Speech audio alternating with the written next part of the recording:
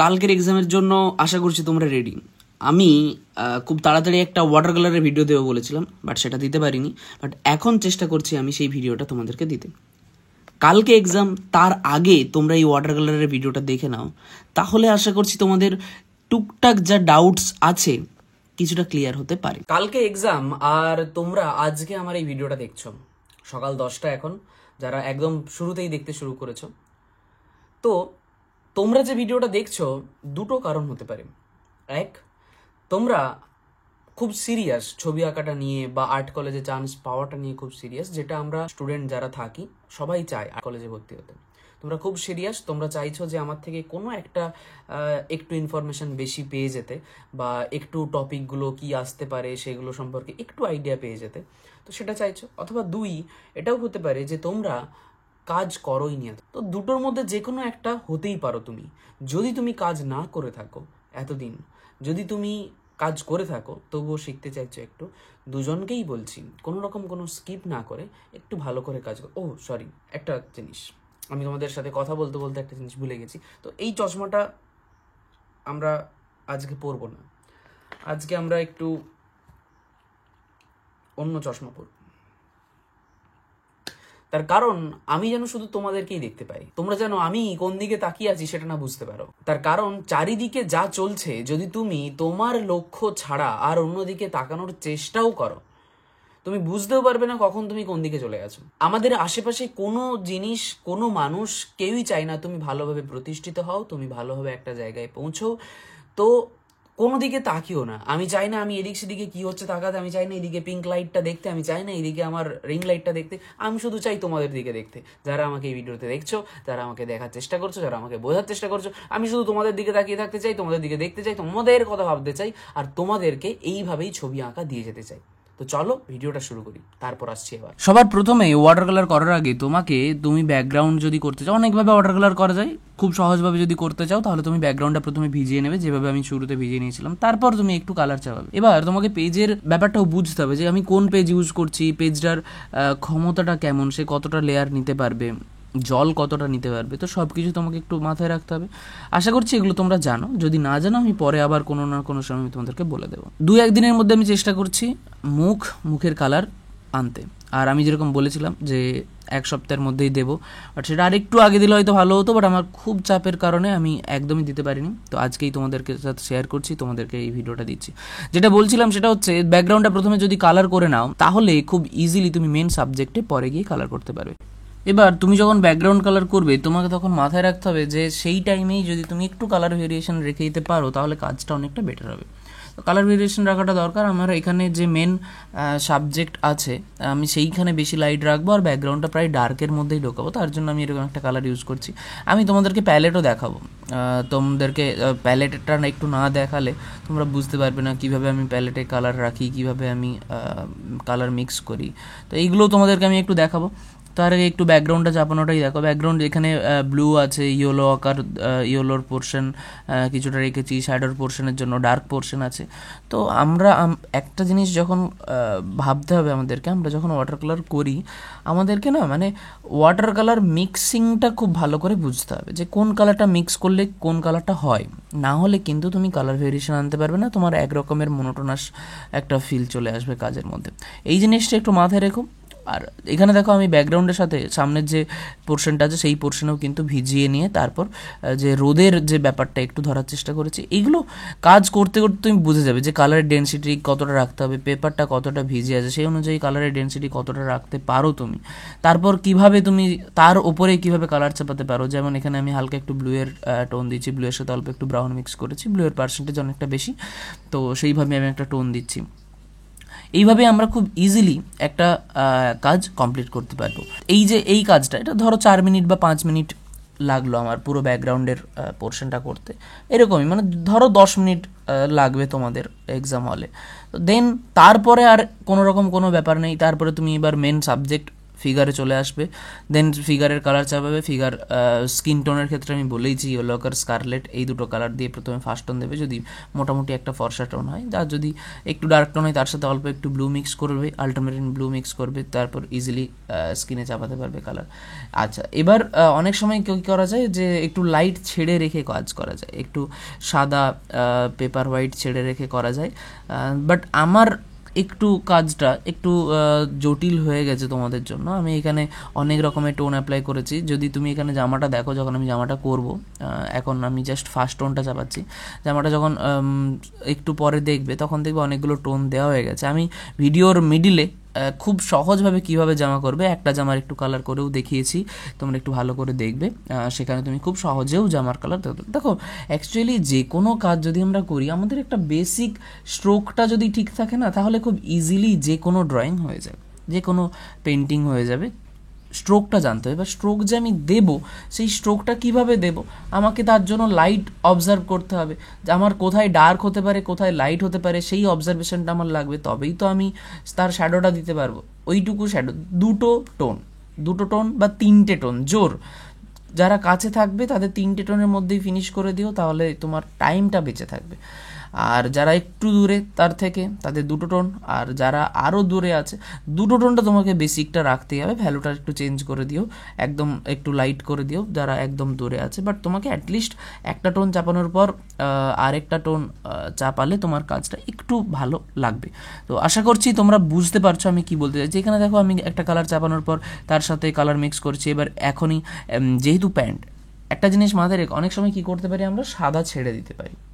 যখন আমরা জামা কাপড় বা কিছু করি তখন সাদা ছেড়ে দিতে পারি। বাট আমি একটু এখানে বেশি অবজার্ভ করেই কাজ করছিলাম যে আমরা যখন, তোমরা ভালোভাবে অবজার্ভ করলে বুঝতে পারবে, আমরা যখন কোনো একটা কালো ড্রেস পরি সেখানে কি সাদা লাইট পড়ে না, কিন্তু যখন খুব চড়া রোদ থাকে তখন কিন্তু তুমি অনেকটা লাইটই দেখতে পাবে, সেটাকে আমরা সাদা হিসেবে ছাড়তে পারি, তাতে কোনো অসুবিধা হয় না। বাট এখানে যেহেতু খুব বেশি লাইটের প্রভাব নেই, একদম সাদা কিছু নেই, তো প্যান্ট যেটা পরে আছে প্যান্টটাও একদম সাদা না, তো এই জিনিসগুলোর জন্য আমি প্রথমেই পুরো সাদাটা ছাড়িনি, কিছু কিছু ক্ষেত্রে আমি ছেড়েওছি, পরে তোমাদেরকে দেখাবো। একটা জামা করেছিলাম সেই ক্ষেত্রেও আমি আলাদাভাবে করেছি।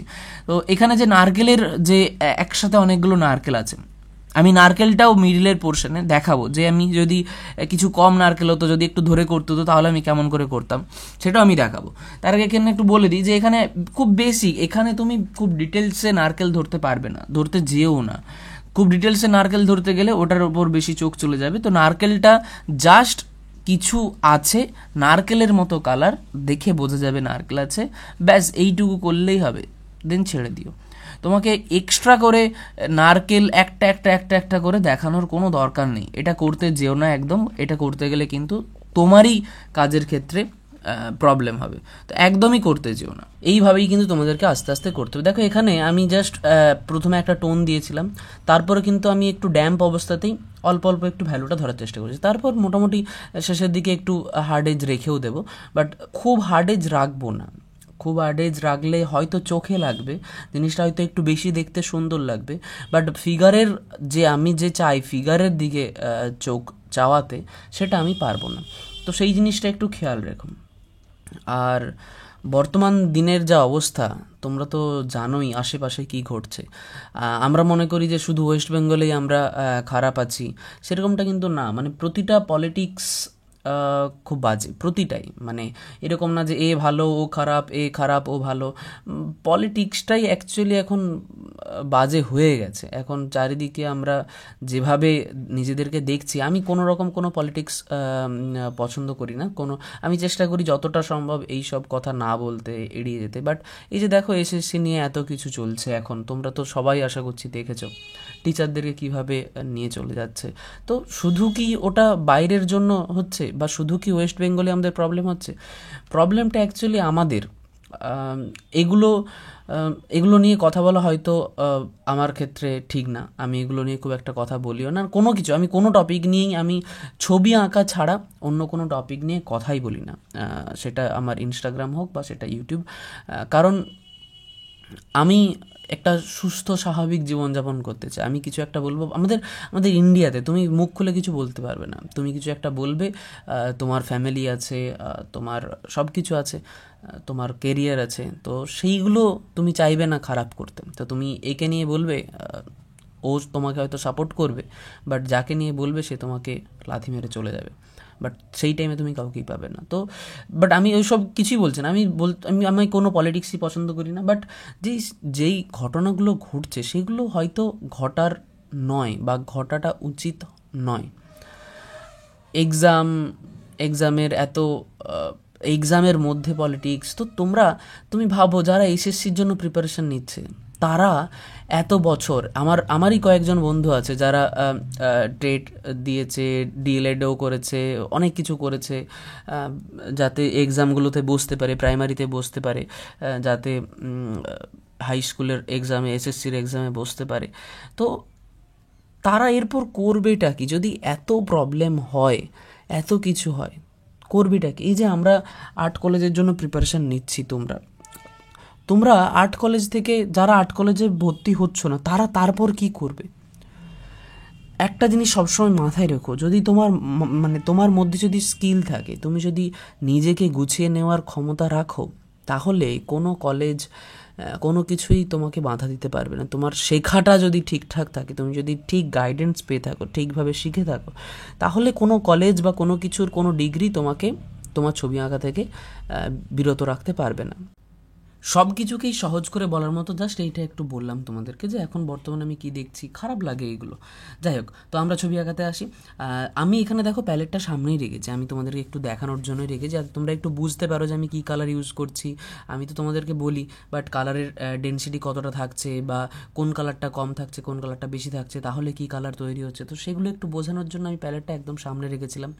এখানে আমি একটা শ্যাডোর কালার তৈরি করার চেষ্টা করছি সামনের ফিগারটাতে দেওয়ার জন্য। ডান দিক থেকে লাইটটা আসছে, আমি বাঁ দিকে শ্যাডোটা দেবো, পুরো মুখটাই শ্যাডো পড়ে আছে, তো সেই পুরো মুখটাই আমি শ্যাডো দিয়ে ভরিয়ে দেবো। দেখো, আমি কালার মিক্সিংটা ভালো করে করা দরকার, প্যালেটে কালার মিক্সিংটা ঠিকঠাক করা দরকার। অনেক সময় কালার ইউজ করতে করতে কোথাও কোনো তুলিতে বেশি কালার রয়ে যায়, কোনো তুলিতে স্পট রয়ে যায়, তুলির মধ্যেই কালার রয়ে যায়, জল কোয়ান্টিটি ঠিকভাবে বুঝতে পারি না আমরা, জল কতটা দিতে হবে কিছু, এগুলো আস্তে আস্তে দেখো। আবার যখন আমরা ইউজ করি, ব্রাশ যখন ইউজ করি, তখন ব্রাশটাকে একটু কাচিয়ে নেওয়া মানে তুলির মধ্যে যদি জল অনেকটা বেশি থাকে, জল আর কালারের পরিমাণ যদি অনেকটা বেশি থাকে, তাহলে সেটা টিস্যু পেপার বা কিছু একটা বা প্যালেটের মধ্যেই সেই কালারটাকে একটু ঢেলে দিও, তারপর আস্তে আস্তে কালার করাটা বেটার। তাহলে খুব বেশি জল থাকবে না, কাজটা তুমি অনেকটা ভালোভাবেই করতে পারবে।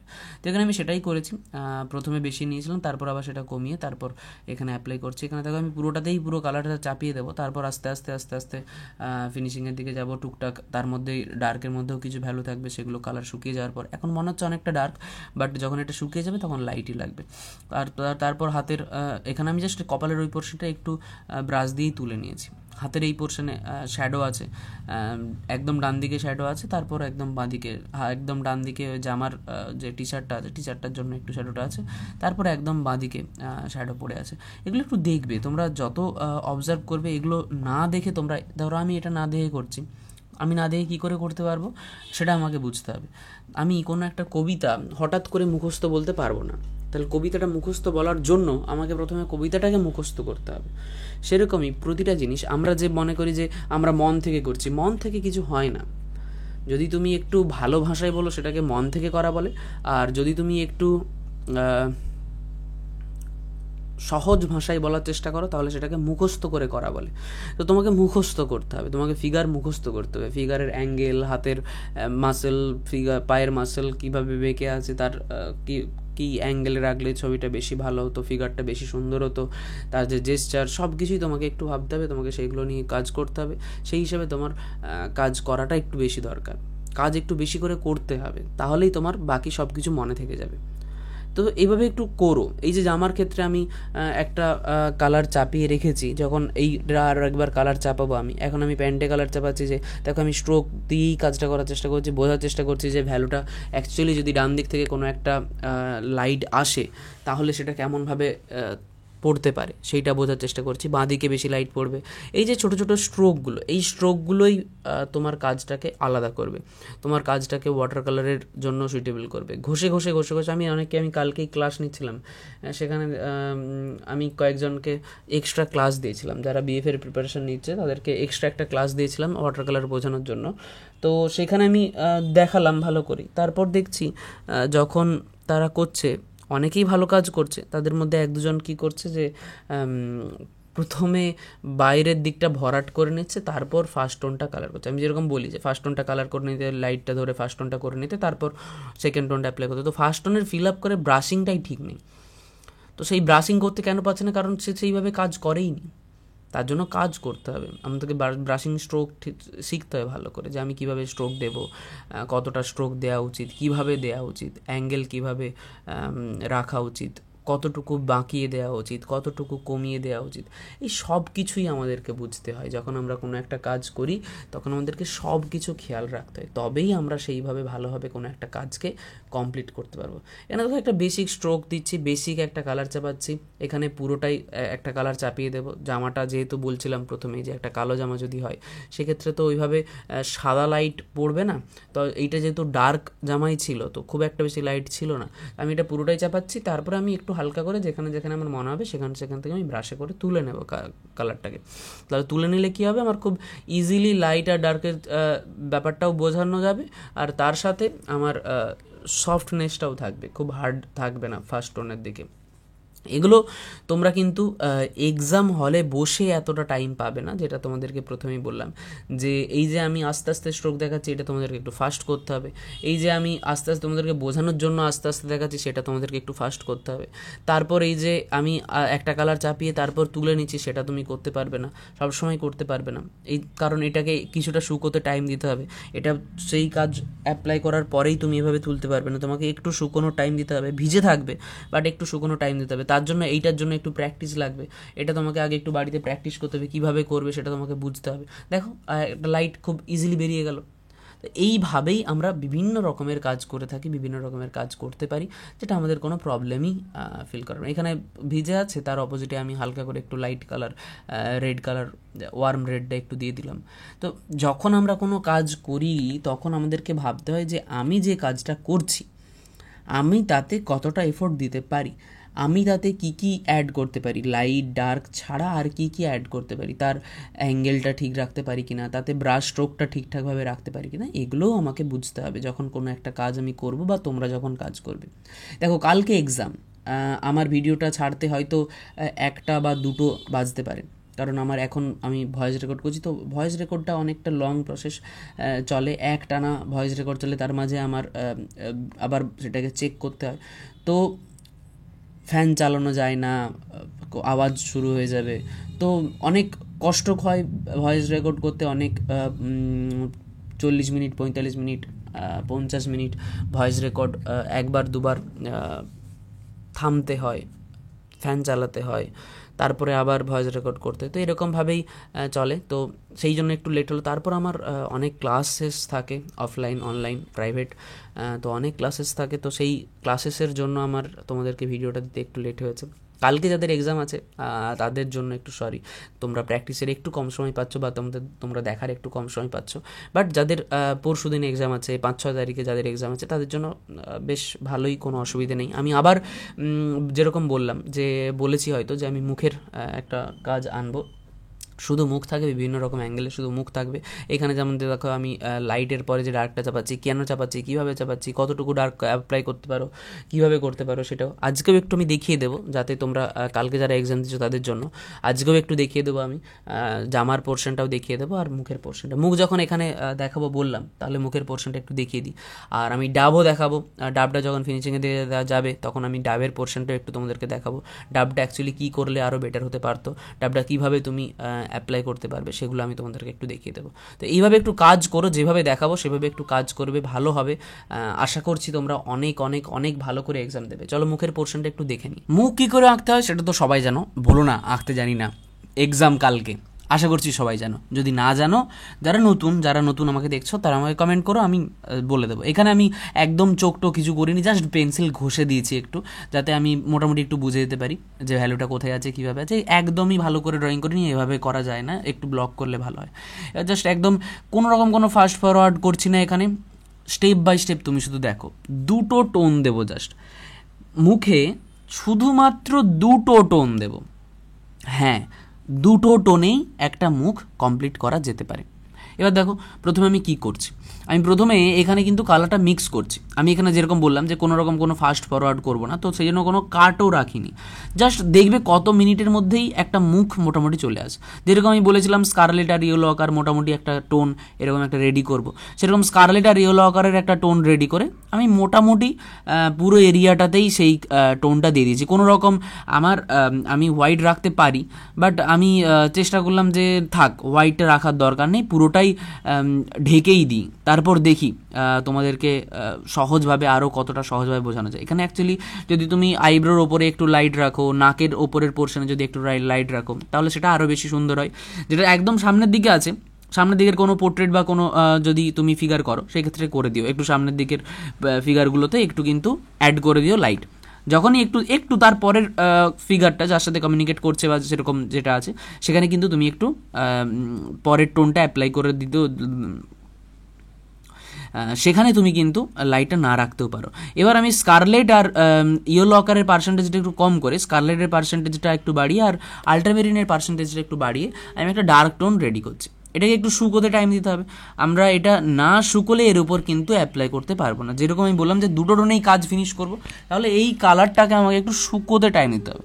শুকোনো খুব ইম্পর্ট্যান্ট। তোমরা যখন কোনো একটা কাজ করবে তখন ধরো এই যে কাজটা চলছে, এটা তুমি দেখো এটা কত মিনিটে শুকোই, আমিও জানি না এটা কত মিনিটে শুকোচ্ছে। শুকোনোর মিনিটটা কাউন্ট করবে না, কারণ শুকোনোর মিনিটটাই তুমি অন্য কাজ করতে পারবে, অন্য জায়গায় পোর্ট্রেট করতে পারবে, অন্য জায়গায় কালার চাপাতে পারবে, অন্য সব কিছু করতে পারবে। পাশে যে ডাবটা আছে দেখতে পাচ্ছ, ওই ডাবটাও আমি দেখাবো কীভাবে ডাবটা কালার করবে, ডাবটা কীভাবে একটু মনে হবে যে হ্যাঁ ঠিক আছে ডাবটা আর একটু রিয়েলিস্টিক লাগবে। যদিও ওয়াটার কালারের স্পট পড়বে বা ওয়াটার কালার থাকবে, বাট তবুও একটু ডাবের ক্যারেক্টারটা আসবে।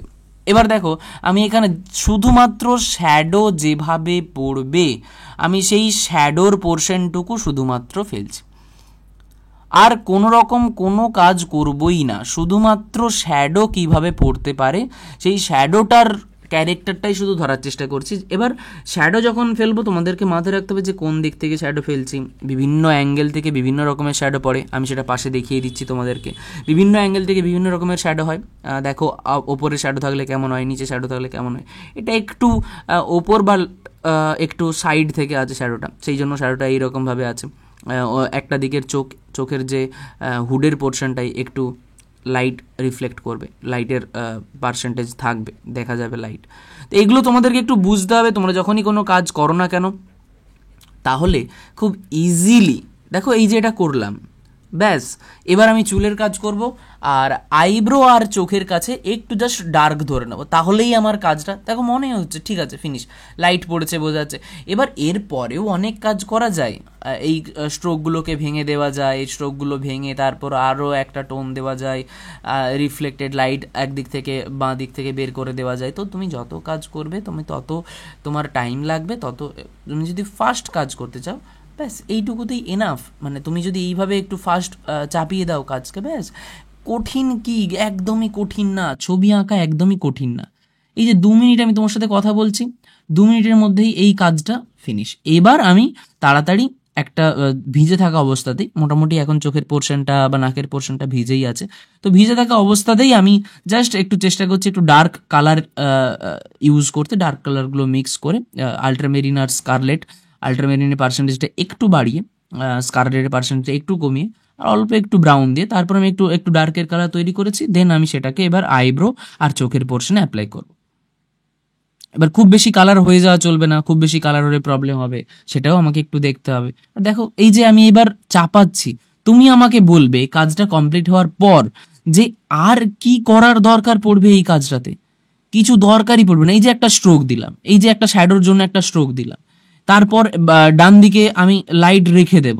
তো এক্সট্রা আমার মনে হয় না তোমরা যদি কোনো একটা কাজ ঠিকভাবে বুঝে লাইট ডার্কটা ঠিকভাবে অবজার্ভ করে কোনো কিছু কাজ করো, তারপরে আমার মনে হয় না তোমাদেরকে আরো এক্সট্রা করে কিছু কাজ করার বা কিছু বোঝার বা কিছু বোঝানোর দরকার পড়বে বলে আমার তো সেটা মনে হয় না। এখানে আমি জাস্ট বেসিকটাই ধরেছি, একদম একটু দূর থেকে দেখা যাচ্ছে সেরকম একটা ফিগারের চোখই ধরেছি। সামনে থেকে হলে যে আমি যেরকম 3টে লাইন দিয়ে শেপের চোখ ড্রয়িং করি তোমরা দেখেছো, সেরকম ভাবে একটু করে দিতাম।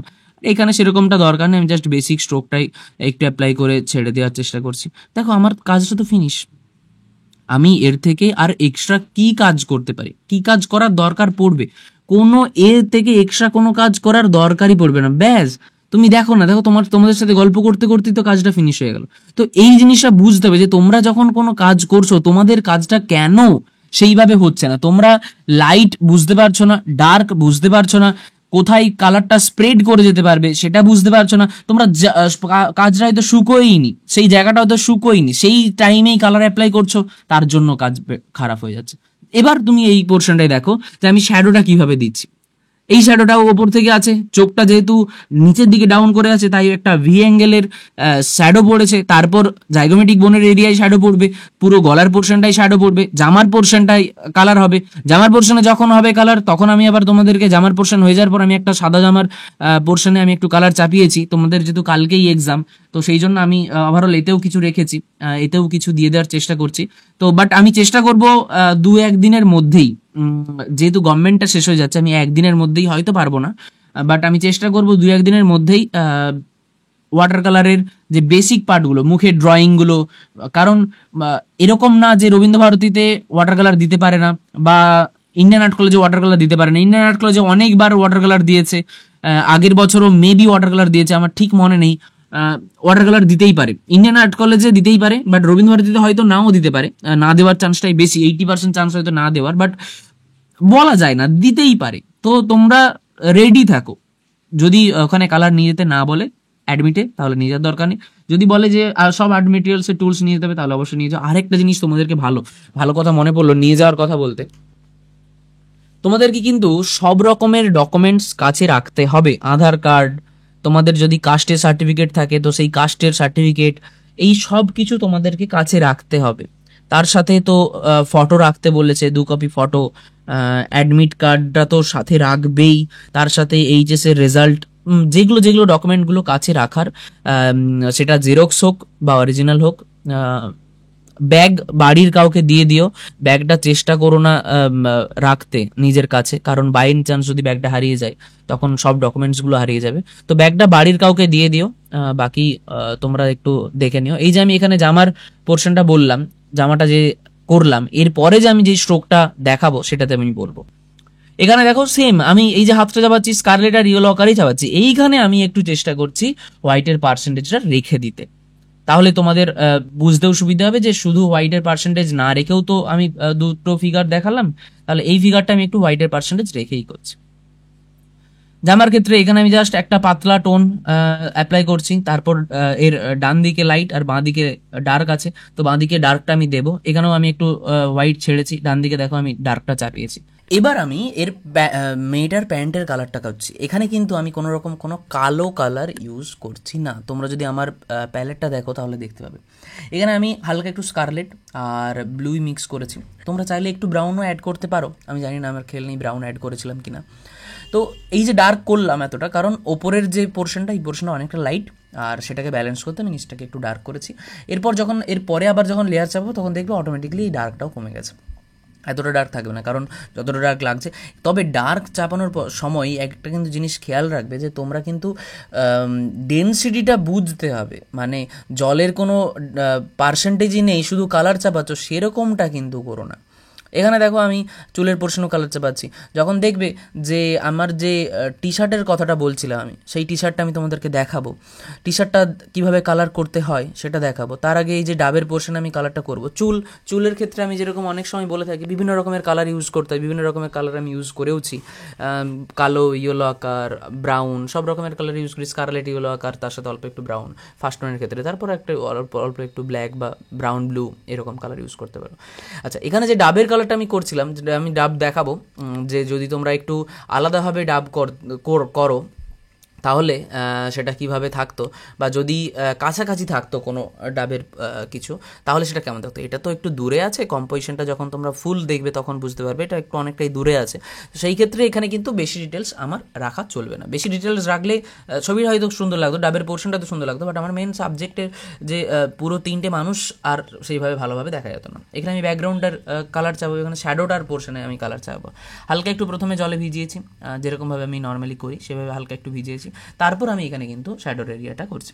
এই যে ব্রাশ স্ট্রোকগুলো, এই ব্রাশ স্ট্রোকগুলো খুবই ইম্পর্টেন্ট। যখনই তোমরা কাজ করবে ব্রাশ স্ট্রোক ভালো করে দিতে হবে, আর টোনগুলো বুঝতে হবে যে কীভাবে আমি টোন চাপাচ্ছি, কী কালারের টোন মিক্স করছি। এই যে ব্লুটা মিক্স করছি, এটা কোন ব্লু মিক্স করে আসলো, কী ব্লু মিক্স করে আসলো, কুকুরের ওপর যে আমি কালারটা চাপিয়ে দিচ্ছি কীভাবে চাপাচ্ছি।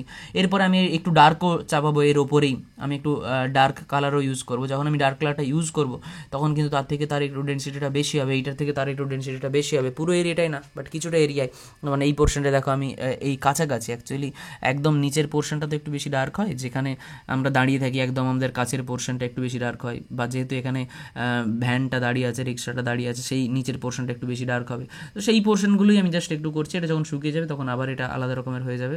তারপরে আমার যদি মনে হয় একটু চাপাতে হবে সেটা চাপিয়ে দেবো। এবার আমি তোমাদেরকে একটু দেখাই যে ডাব যখন আমরা করবো, যখন সামনে থাকবে তখন সেটা কেমনভাবে থাকবে। যখন আমরা ডাব করবো তখন কিন্তু আমরা কোনো রকম লাইট ছাড়ছিলাম না সেই কাজটার ক্ষেত্রে, বাট এই ক্ষেত্রে আমি একটু লাইটটা ছাড়বো।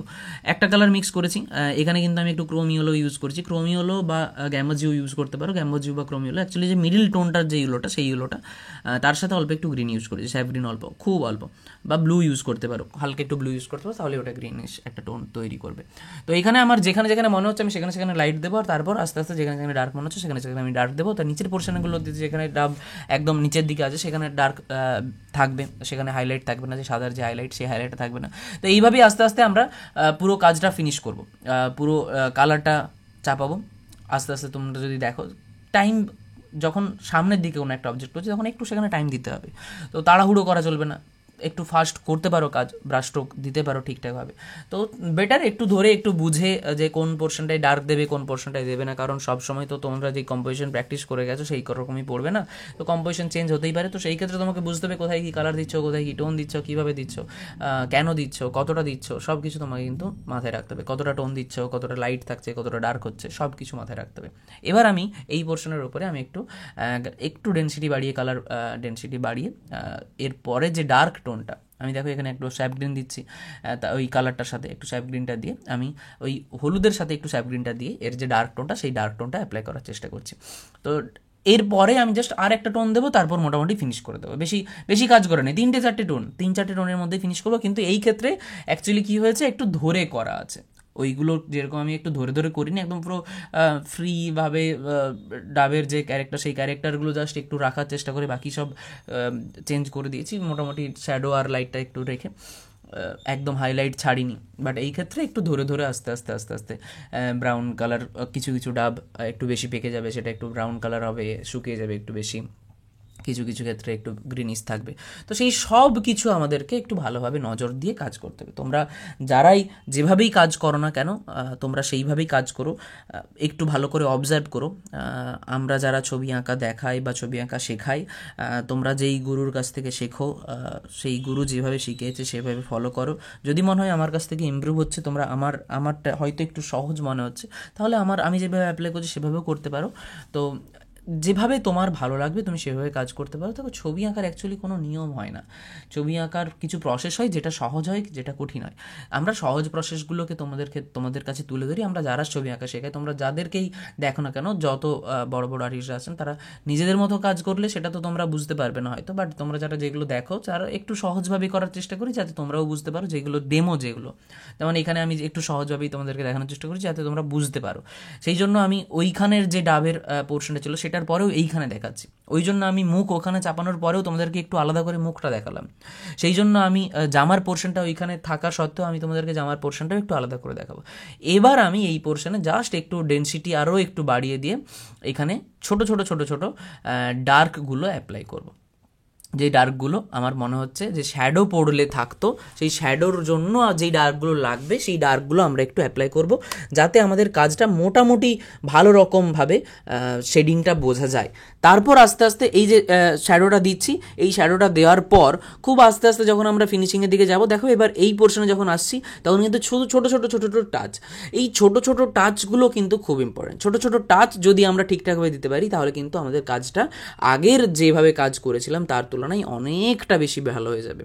তো এই জিনিসটা তোমরা ফলো করো, কাজ ভালো করে করতে হবে আর সেই ঠিকঠাকভাবে কাজ অ্যাপ্লাই করতে হবে, ঠিকভাবে অবজার্ভ করতে হবে, ঠিকভাবে ব্রাশ স্ট্রোকটা রাখতে হবে, তাহলে তোমার কাজ খুব ভালোই লাগবে, একদমই কোনো প্রবলেমই হবে না।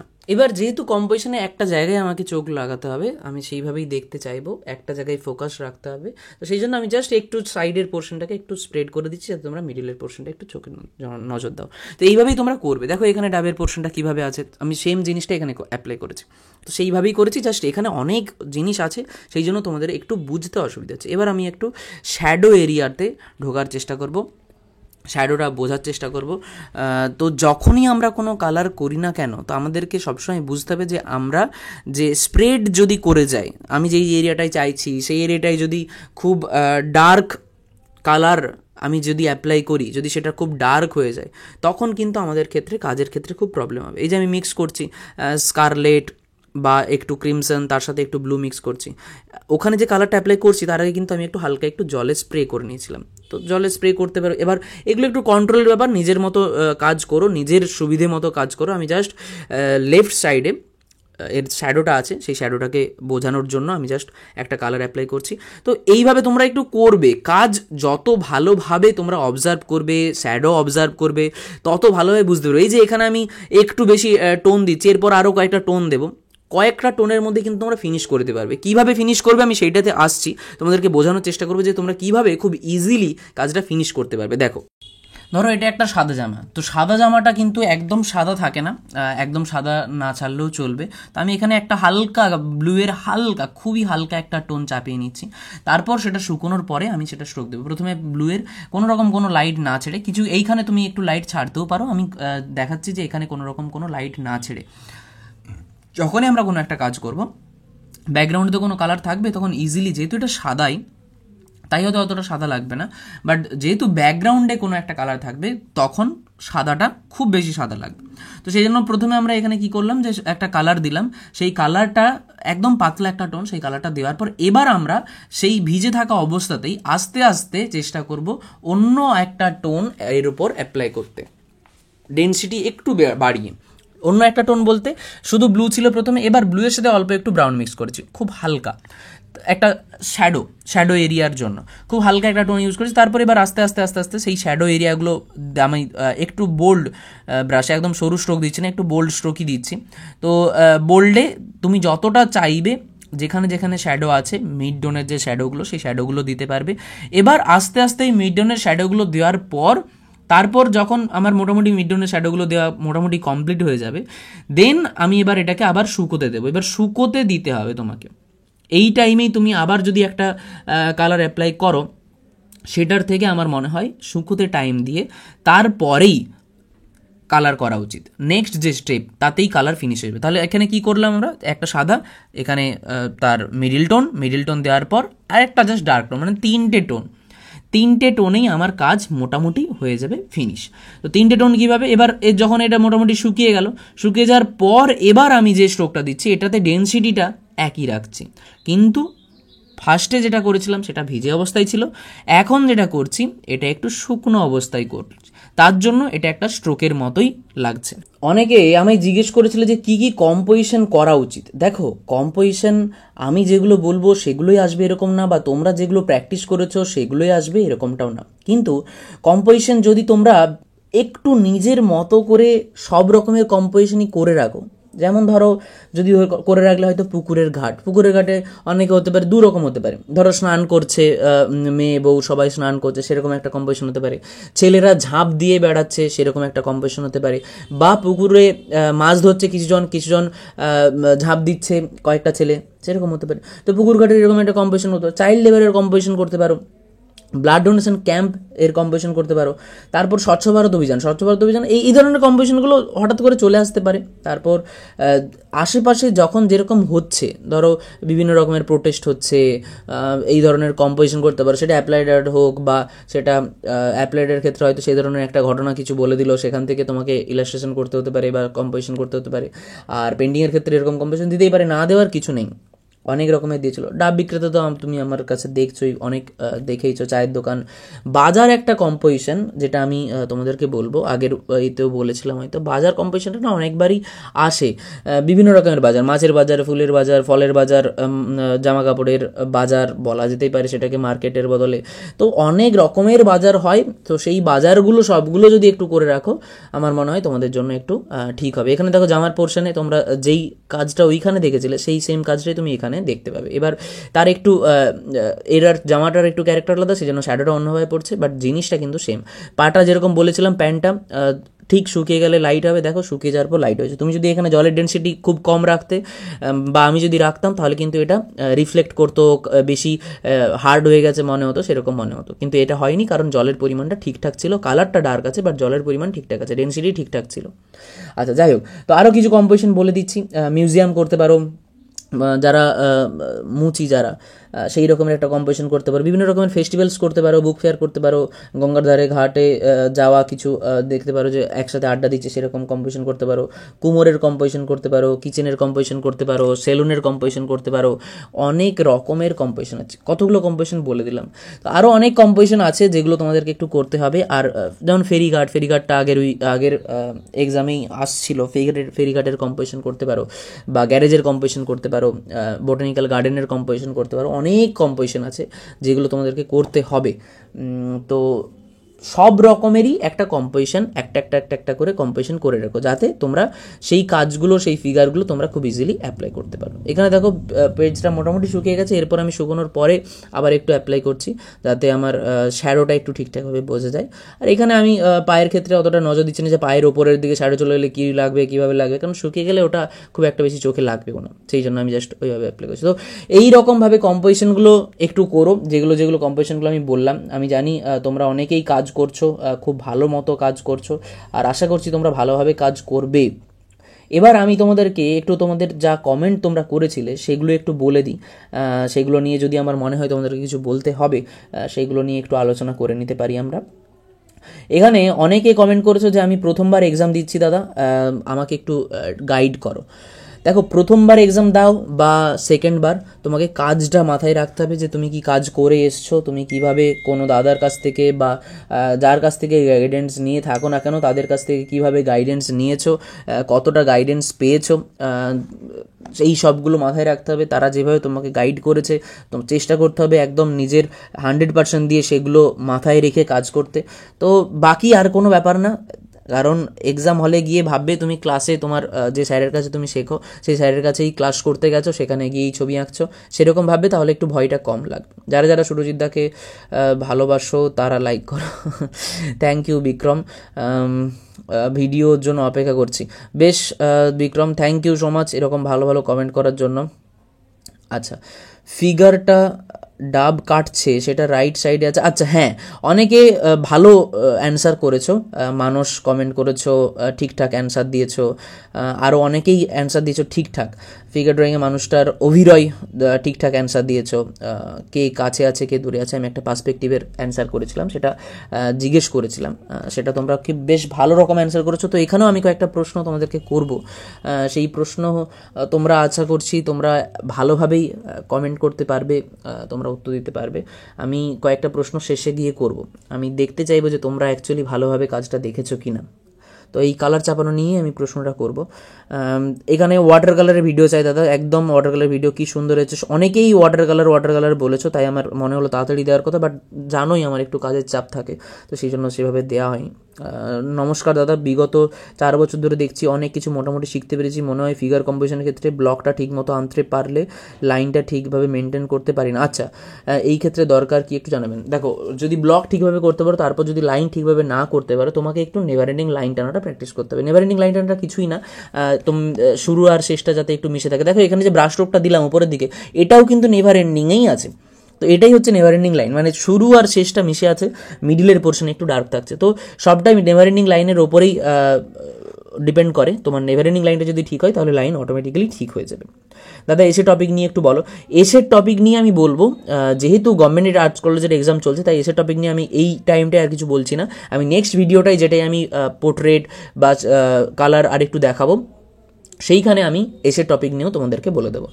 থ্যাংক ইউ দাদা, থ্যাংক ইউ সো মাচ। আচ্ছা বেশ ভালো। অ্যান্ড মোবাইল দেখে সিঙ্গেল ফিগার এর সাথে মনে হয়, আচ্ছা একজন জিজ্ঞেস করেছিল যে মোবাইল দেখে ফিগার করব নাকি একটু লাইভ দেখে করব। আমার মনে হয় যে তোমরা যারা স্টার্ট করছো, তোমরা যারা 2-3 বছর ধরে আঁকছো, যারা এক্সাম দিচ্ছ, তাদের ক্ষেত্রে বলছি না, তারা তো লাইভ দেখেই করবে। সব থেকে ভালো হয় লাইভ দিয়ে করা, শিয়ালদায় গিয়ে স্কেচ করা। শিয়ালদায় যদি সবাই না পারো তাহলে আশেপাশে তোমাদের স্টেশন বা চায়ের দোকান যেখানে থাকে সেখানে গিয়ে একটু স্কেচ করা, দাঁড়িয়ে হোক বসে হোক স্কেচ করা, এগুলো তো ইম্পর্টেন্ট, এগুলো তো করবেই।